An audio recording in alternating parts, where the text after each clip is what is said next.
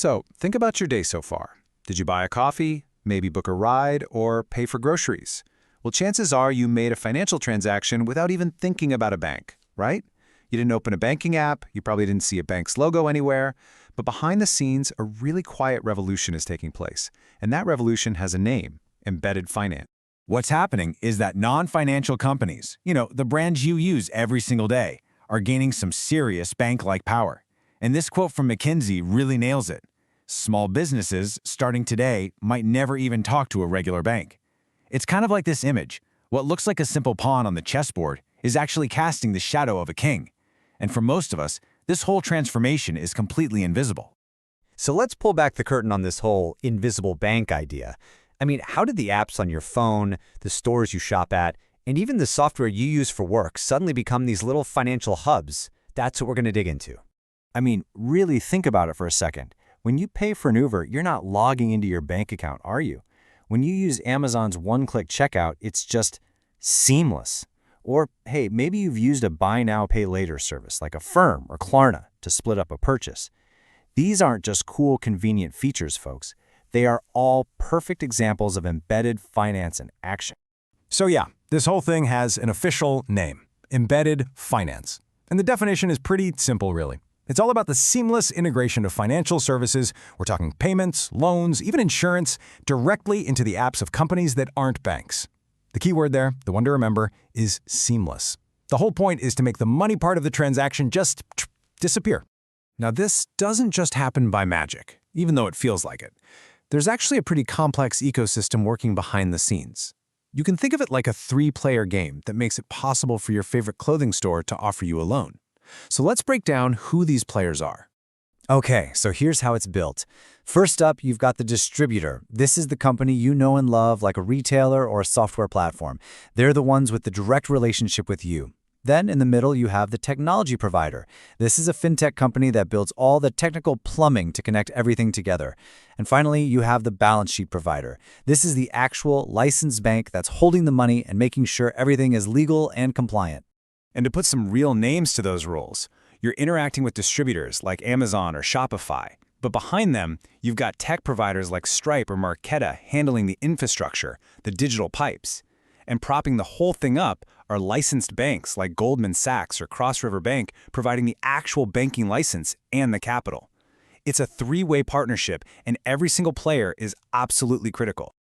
So you might be asking, why are so many companies jumping through all these hoops to get in on this?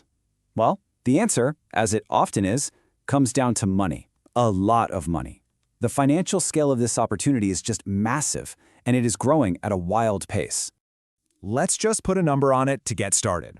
Way back in 2021, the U.S. embedded finance market was already pulling in $20 billion in revenue. That's billion with a B. But here's the kicker. That $20 billion? That was just the warm-up act. The market is projected to more than double to over $40 billion in just the next few years. Now that is explosive growth, and it's exactly why everyone from tiny startups to the biggest tech giants wants a piece of this pie. But it's about more than just the cash. Companies are doing this to make their products stickier, to increase customer loyalty. When your finances are built right in, you're just less likely to leave. They also get to gather incredibly valuable data, which lets them personalize offers. And that data? Well, that gives them a huge competitive advantage over traditional banks, who are kind of siloed from all these daily transactions. And to be fair, in a lot of cases, it can actually promote financial inclusion by getting services to people the old school banks might have overlooked. Okay, so far, this all sounds pretty amazing, right? A total win-win. More convenience for us, more money for companies, but you knew there was a but coming. Beneath this shiny surface of convenience, there's a bit of a darker side. A whole web of hidden risks and regulatory gray areas is starting to show itself.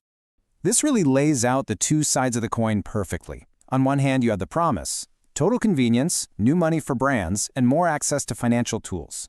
But on the other hand, you have the peril: a really murky regulatory landscape, huge cybersecurity risks from all these connected systems, and of course, the very real potential for consumers to get hurt. And wow, this quote from Bob's guy just hammers the point home. It's the Trojan horse of finance. I mean, think about that. The convenience is this beautiful wooden horse that we've all happily wheeled inside our city gates. But now, Institutions are only just starting to peek inside and wonder what dangers might be hiding in there. So the crucial point here is that the Wild West days might be coming to an end. The regulators are waking up. Here in the US, the Consumer Financial Protection Bureau, the CFPB, and over in the UK, the Financial Conduct Authority, are both stepping up their scrutiny. And they're making one thing crystal clear. The licensed bank at the bottom of the pile is ultimately on the hook for whatever their partners do. The buck stops there. All right, so to wrap this up, let's look at where this is all going. If this really is the next financial revolution, who's leading the charge? Well, to probably no one's surprise, the world's biggest technology companies are right at the forefront, and they are hitting the accelerator hard on this trend.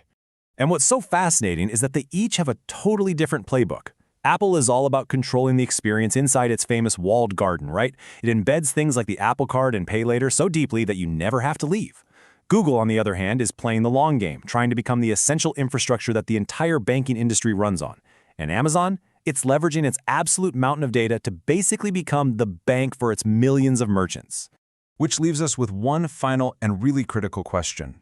As these lines between tech and finance just get blurrier and blurrier, when your favorite shopping app offers you a loan, who's actually responsible if something goes wrong? Is it the app that you know and trust? Is it the invisible tech company in the middle? Or is it the licensed bank that you've probably never even heard of? That right there, that's the billion-dollar question that regulators and all of us are starting to ask. And of course, just a quick reminder for everyone, this is not financial advice. The goal of this explainer was really just to break down the mechanics of this huge, fascinating shift that's happening in our financial world.